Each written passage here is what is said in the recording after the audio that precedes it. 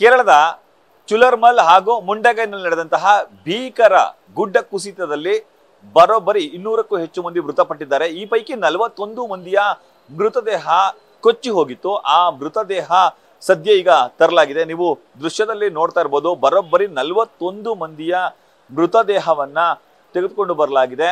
ಪ್ರಮುಖವಾಗಿ 21 ಆಂಬ್ಯುಲೆನ್ಸ್ನ ಮೂಲಕ ಆ ಮೃತದೇಹವನ್ನ ಸುಮಾರು 100 ಕಿಲೋಮೀಟರ್ ದೂರದಲ್ಲಿ ಇದ್ದಂತಹ ನದಿಯಲ್ಲಿ ಅದು ಕೊಚ್ಚಿ ಹೋಗಿತ್ತು.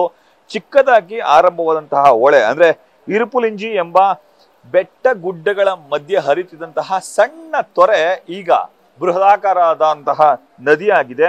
ಆ ನದಿ ಸದ್ಯ ಈಗ ತನ್ನ ಒಡಲಿಗೆ ಹಲವು ಮಂದಿಯನ್ನ ತೆಗೆದುಕೊಂಡಿತ್ತು. ಅಂದ್ರೆ ಸಾಕಷ್ಟು ಮಂದಿ ನದಿಯಲ್ಲಿ ಕೊಚ್ಚಿ ಹೋಗಿದ್ರು. ನದಿಯಲ್ಲಿ ಕೊಚ್ಚಿ ಹೋಗಿದ್ದಂತಹ ಹಲವು ಶವಗಳು ಈಗ ಪತ್ತೆ ಆಗಿದೆ. ಆ ಪತ್ತೆ ಆಗಿರುವಂತಹ ಮೃತ ದೇಹಗಳನ್ನ ಈಗ ಸದ್ಯಕ್ಕೆ ಈ ಪ್ರದೇಶಕ್ಕೆ ತರಲಾಗಿದೆ. ನೆಲಂಬೂರಿಗೆ ಅಂದ್ರೆ ಮುಂಡಗೈನಲ್ಲಿ ನಾಪತ್ತೆ ಆಗಿದ್ದಂತಹ ಮೃತದೇಹಗಳ ಪೈಕಿ 41 ಮೃತದೇಹಗಳು ಇಲ್ಲಿಂದ ಬರೋಬ್ಬರಿ 100 ಕಿಲೋಮೀಟರ್ ದೂರದಲ್ಲಿರುವಂತಹ ನೆಲಂಬೂರಿನ ಬಳಿ ಪತ್ತೆ ಆಗಿದ್ವು.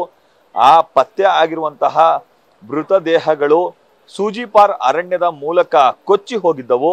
ಅಲ್ಲಿ ಚಾಲಿಯರ್ ಹೊಳೆಯಲ್ಲಿ ಸಿಕ್ಕಿದ್ದಂತಹ ಈ 41 ಮೃತದೇಹಗಳನ್ನ ಈಗ 21 ಆಂಬ್ಯುಲೆನ್ಸ್ನ ಮೂಲಕ ಕರೆತರಲಾಗಿದೆ.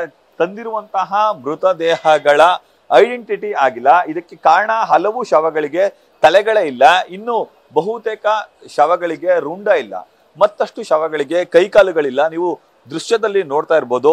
ಇಲ್ಲಿಗೆ ತಂದಿರುವಂತಹ ಮೃತದೇಹಗಳನ್ನ ಸದ್ಯ ಶವಾಗಾರ ಅಂದ್ರೆ ತಾತ್ಕಾಲಿಕವಾಗಿ ಇಟ್ಟಿರುವಂತಹ ಶವಾಗಾರಕ್ಕೆ ತೆಗೆದುಕೊಂಡು ಹೋಗ್ಲಾಗ್ತಿದೆ. ಇಲ್ಲಿ ಗುರುತು ಪತ್ತೆ ಆಗದಷ್ಟು ಭೀಕರವಾಗಿ ಶವಗಳ ಪರಿಸ್ಥಿತಿ ಇದೆ. ಮಳೆ ನೀರಿನಲ್ಲಿ ಕೊಚ್ಚಿ ಹೋಗುವ ಸಂದರ್ಭದಲ್ಲಿ ದೇಹದ ಅಂಗಾಂಗಗಳು ಚೆಲ್ಲಾಪಿಲ್ಲಿಯಾಗಿವೆ. ಗುಡ್ಡ ಕುಸಿದ ವೇಳೆ ತುಂಡಾಗಿ ನದಿ ನೀರಿನಲ್ಲಿ ದೇಹದ ಭಾಗಗಳು ಹರಿದು ಹೋಗಿವೆ. ಹಾಗಾಗಿ ಆ ಹರಿದು ಹೋಗಿರುವಂತಹ ಭಾಗಗಳನ್ನು ಕೂಡ ಅಂಗಾಂಗಗಳನ್ನ ಸಂಗ್ರಹಿಸಿ ಸದ್ಯ ವೈದ್ಯರ ತಂಡ ತಂದಿದ್ದಾರೆ. ನೋಡಲು ಭಯಂಕರ ಹಾಗೂ ಬೀಭತ್ಸ ದೃಶ್ಯಗಳಾಗಿವೆ. ಆ ಕಾರಣಕ್ಕಾಗಿ ಅವುಗಳನ್ನ ಹತ್ತಿರದಿಂದ ನಾವು ತೋರಿಸ್ಲಿಕ್ಕೆ ಸಾಧ್ಯ ಆಗ್ತಿಲ್ಲ. ಇನ್ನು 21 ಆಂಬ್ಯುಲೆನ್ಸ್ಗಳಲ್ಲಿ ನೇರವಾಗಿ ಈ ಒಂದು ಅಂದ್ರೆ ಗೌರ್ಮೆಂಟ್ ಕಾಲೇಜಿನ ಆವರಣಕ್ಕೆ ಅಂದ್ರೆ ಗಂಜಿ ಕೇಂದ್ರದ ಹಿಂಭಾಗದಲ್ಲಿ ಇರುವಂತಹ ಸ್ಥಳಕ್ಕೆ ಆ ಮೃತದೇಹಗಳನ್ನ ತರಲಾಗಿದೆ. ಅವುಗಳನ್ನ ಫ್ರೀಸರ್ ನಲ್ಲಿ ಇರಿಸಲಾಗ್ತಿದೆ. ಇನ್ನು ಆ ಮೃತದೇಹಗಳ ಪತ್ತೆ ಕಾರ್ಯ ಇಂದಿನಿಂದ ಶುರು ಆಗ್ಬೇಕು. ನೆಲಂಬೂರಿನಲ್ಲಿ ಪತ್ತೆಯಾಗಿರುವಂತಹ ಈ ಒಂದು 41 ಮೃತದೇಹಗಳು ಚಾಲಿಯಾರ್ ಹೊಳೆಯ ಮೂಲಕ ನೆಲಂಬೂರಿಗೆ ಹೋಗಿದ್ವು. ಸೂಜಿಪಾರ್ ಅರಣ್ಯದಲ್ಲಿ ಕೊಚ್ಚಿ ಹೋಗಿದ್ವು. ಆ ಎಲ್ಲ ಮೃತದೇಹಗಳನ್ನ ಈಗ ತೆಗೆದುಕೊಂಡು ಬರಲಾಗಿದೆ.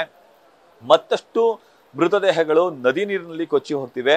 ಅಲ್ಲಿಂದ ಅವು ನಮ್ಮ ಎಚ್.ಡಿ. ಕೋಟೆಯ ಕಬಿನಿ ಡ್ಯಾಮ್ಗೂ ಕೂಡ ಬರಬಹುದು ಅಂತ ಹೇಳಿ ಕೆಲವರು ಹೇಳ್ತಾರೆ. ಕೆಲವು ಅರಣ್ಯ ಪ್ರದೇಶದಲ್ಲೇ ಕೊಳೆದು ಹೋಗ್ಬೋದು ಅಂತ ಹೇಳಿ ಕೂಡ ಹೇಳ್ತಿದ್ದಾರೆ. ಈಗ ಸಿಕ್ಕಿರುವಂತಹ 41 ಮೃತದೇಹಗಳನ್ನ ಸದ್ಯ ಆಂಬ್ಯುಲೆನ್ಸ್ಗಳಲ್ಲಿ 21 ಆಂಬ್ಯುಲೆನ್ಸ್ಗಳಲ್ಲಿ ತರಲಾಗಿದೆ. 100 ಕಿಲೋಮೀಟರ್ ದೂರದಿಂದ ಈ ಮೃತದೇಹಗಳನ್ನ ಇಲ್ಲಿಗೆ ತರಲಿಕ್ಕೆ ಪ್ರಮುಖವಾದ ಕಾರಣ ಅಂತಂದ್ರೆ ಮುಂಡಗೈನಲ್ಲಿರುವಂತಹ ಕೇಂದ್ರದಲ್ಲಿ ಅವರ ಸಂಬಂಧಿಕರೆಲ್ಲರೂ ಕೂಡ ಇದ್ದಾರೆ. ಈಗ ಮೃತದೇಹಗಳನ್ನ ಶುಚಿಗೊಳಿಸಿ ಅವುಗಳನ್ನ ಶವಾಗಾರದಲ್ಲಿ ಫ್ರೀಸರ್ ನಲ್ಲಿ ಇಡಲಾಗುತ್ತೆ. ಆ ಮೃತದೇಹರ ಮಾಲೀಕರು ಅಥವಾ ವಾರಸುದಾರರು ಅಥವಾ ಸಂಬಂಧಿಗಳು ಯಾರಾದ್ರೂ ಕೂಡ ಇಲ್ಲಿಗೆ ಬಂದ್ರೆ ಅವರು ಗುರುತಿನ ಚೀಟಿಯನ್ನು ಇಟ್ಕೊಂಡು ಬಂದ್ರೆ ಆ ಗುರುತಿನ ಚೀಟಿಯ ಆಧಾರದ ಮೇಲೆ ಆ ಮೃತದೇಹಗಳನ್ನು ಗುರುತಿಸಿ ಅವರಿಗೆ ಕುಟುಂಬದವರಿಗೆ ಕೊಡಲಾಗುತ್ತೆ. ಮತ್ತಷ್ಟು ಅಂದ್ರೆ ಕೆಲವೊಂದಕ್ಕೆ ಎದೆ ಭಾಗ ಇಲ್ಲ, ಕೆಲವೊಂದಕ್ಕೆ ತಲೆಯೇ ಇಲ್ಲ, ಕೆಲವೊಂದಕ್ಕೆ ಕೈಕಾಲು ಭಾಗಗಳು ಕೂಡ ಇಲ್ಲ. ಆ ಭಾಗಗಳು ಇಲ್ಲದಂತಹ ಮೃತದೇಹಗಳನ್ನ ಪ್ರತ್ಯೇಕವಾಗಿ ಫ್ರೀಸರ್ ನಲ್ಲಿ ಇರಿಸಲಾಗುತ್ತೆ. ಮತ್ತೊಂದು ಬಾಡಿಯ ಆ ಮೃತದೇಹದ ಪಾರ್ಟ್ಗಳು ಸಿಕ್ಕಿದಾಗ ಅವುಗಳನ್ನ DNA ಕಳಿಸಿ ನಂತರ ತನಿಖೆ ಅಂದ್ರೆ ಆ DNA ವರದಿ ಬಂದಾಗ ಆ ಪೋಷಕರಿಗೆ ನೀಡಲಾಗುತ್ತೆ. ಇಲ್ಲದಂದ್ರೆ ಸಾಮೂಹಿಕವಾಗಿ ಅಂತ್ಯ ಸಂಸ್ಕಾರ ಮಾಡ್ಲಿಕ್ಕೆ ಕೂಡ ಎಲ್ಲಾ ತಯಾರಿಯನ್ನು ಕೂಡ ಮಾಡಿಕೊಳ್ಳಲಾಗಿದೆ. ಮುಪ್ಪಾಡಿಯಿಂದ ಕ್ಯಾಮರಾಮನ್ ವಿನಯ್ ಜೊತೆ Ravi Pandavapura, news first, Wayanad, Kerala. News first ನಿರ್ಭೀತಿಯಿಂದ ನಿಮ್ಮ ಪರವಾಗಿ.